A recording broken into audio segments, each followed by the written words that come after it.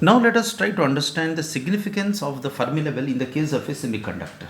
We are all aware Fermi level is the topmost level of the electrons at absolute 0 Kelvin. That means at absolute 0 Kelvin all the energy levels below the Fermi level are occupied and all the energy levels above the Fermi level are unoccupied. This is what exactly the Fermi level of any given material. This is unoccupied place and this is all occupied place where there is 100% of probability and there is 0% of probability at 0 Kelvin. But naturally, as the temperature increases, some of the electrons are able to jump to the higher energy level and they are going to vacate from there, so that there may be a probability that some other electrons are able to jump here. But however, we have seen that the probability exactly at the Fermi level is going to be 0.5 or 50%. That means one thing I can say, that the Fermi level of a material is always a level such that there is a 50% of probability of electrons are present. That is what exactly the Fermi level. And in the case of semiconductor, we know at absolute 0 Kelvin, all the energy levels of the valence band are occupied, but all the energy levels of the conduction band are unoccupied. But as the temperature increases, the electrons from the valence band, they try to jump to the conduction band. The electrons from the valence band, they try to jump to the conduction band. But the electrons jump to the conduction band will not remain there for longer duration, they are able to come back. But there is a continuous transition of these electrons unable to come back. Naturally, if I ask you, where is the Fermi energy? In the case of a semiconductor, the Fermi energy comes exactly at the middle of the two energy bands, that is a conduction band as well as a valence band. This is where exactly the place where I can prove it later, that is the Fermi energy that comes in between. Now there is a continuous transition of the electron that is going to take place between the valence band as well as the conduction band with respect to the increase in the temperature.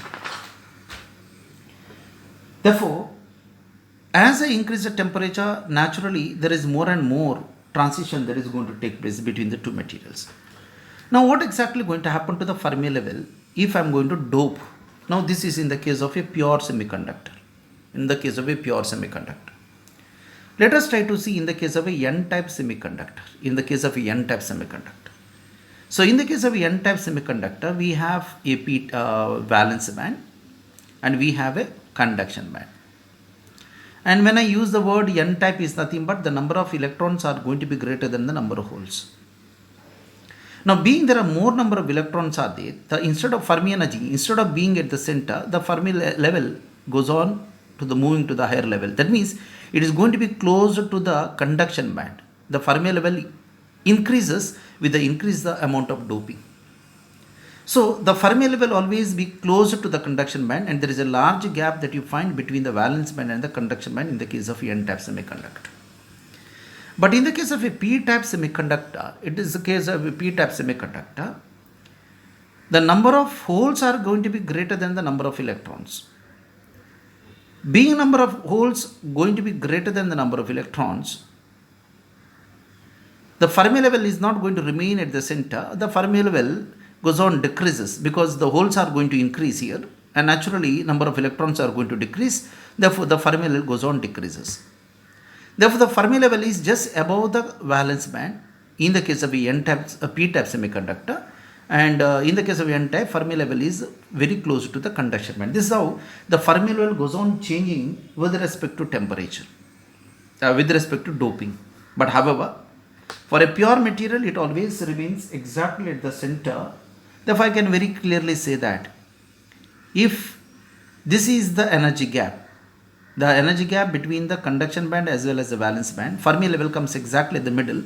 Therefore, I can prove later that the Fermi energy is always equal to half the energy gap. Now, how do I prove this? And to prove this, first of all, we must know how many number of charged carriers are present in this. Charged carriers could be electrons, so I can write it is going to be Ne. Ne is nothing but it is the number of electrons. It is the number of electrons per unit volume of the material, per meter cube of the material. Similarly, NH is nothing but it is a number of holes. holes per meter cube of the material. Now, whether it is a pure or in the case of an impure semiconductor, the number of electrons, a derived equation per volume or unit volume of a material is being given by, it is going to be 4 into root 2 divided by h cube into pi into me star, where me star is the effective mass of the electron, into kT, where k is the Boltzmann constant and T is absolute temperature, all to the power 3 by 2, into e to the power EF minus Eg by kT.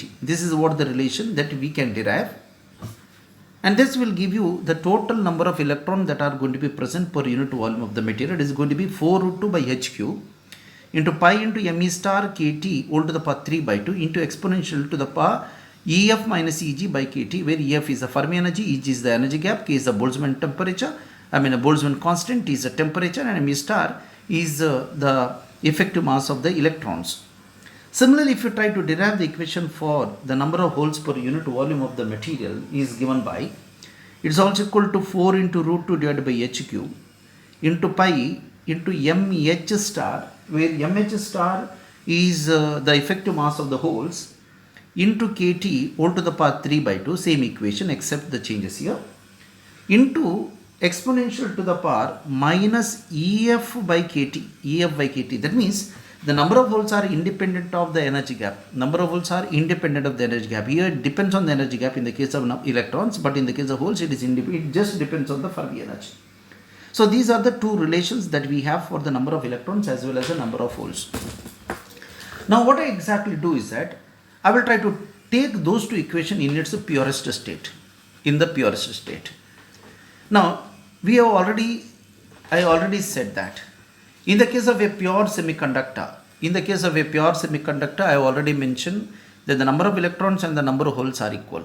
Therefore, what I do is that in the case of a pure semiconductor, the number of electrons and number of holes are going to be equal.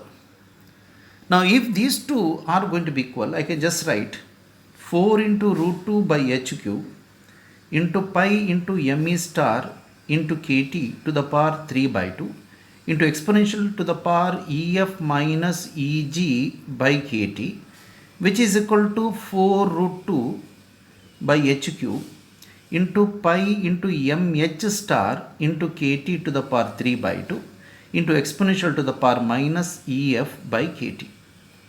However, 4 root 2 by h cube is a constant. Here pi kt is a constant, so I can cancel them. Therefore, the only remaining here is equal to me star to the power 3 by 2, and it is exponential to the power EF minus Eg by kT, which is equal to mh star to the power 3 by 2 into exponential to the power minus EF by kT. Or I can write me star divided by mh star to the power 3 by 2, which is equal to e to the power minus EF by kT divided by e to the power EF minus Eg by kT. Or this I can write, it is going to be e to the power minus 2EF plus Eg by kT. Therefore, I can write the above equation as e to the power plus 2EF minus Eg by kT, which is equal to the reciprocal of that is equal to mh divided by me star all to the power 3 by 2. Now, to remove this exponential, I will try to take logarithm to the base e, so that above equation is going to become 2EF minus Eg by kT, which is equal to ln of this, which is equal to 3 by 2 ln of mh star divided by me star, or 2EF minus Eg, which is equal to 3 by 2 into this kT into ln of mh star divided by me star. Or this Eg, I will try to take it on the other side.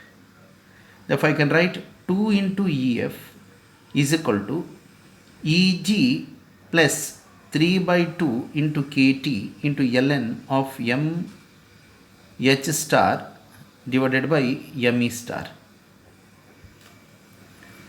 Or Ef is equal to Eg by 2 plus 3 by 4, because this 2 required to be multiplied both the places, into kT into ln of mh star divided by me star. Now this is the relation, actual relation between the Fermi energy and the energy gap. However, if you see the mass of an electron, effective mass of an electron and the effective mass of the holes are almost equal. If it is going to be almost equal, ln of meh star divided by me star, it is going to be ln of 1, which is equal to 0. Therefore, I can just write the Fermi energy is equal to Eg divided by 2. Now, this is what exactly the expression between the Fermi energy as well as the energy gap of a semiconductor.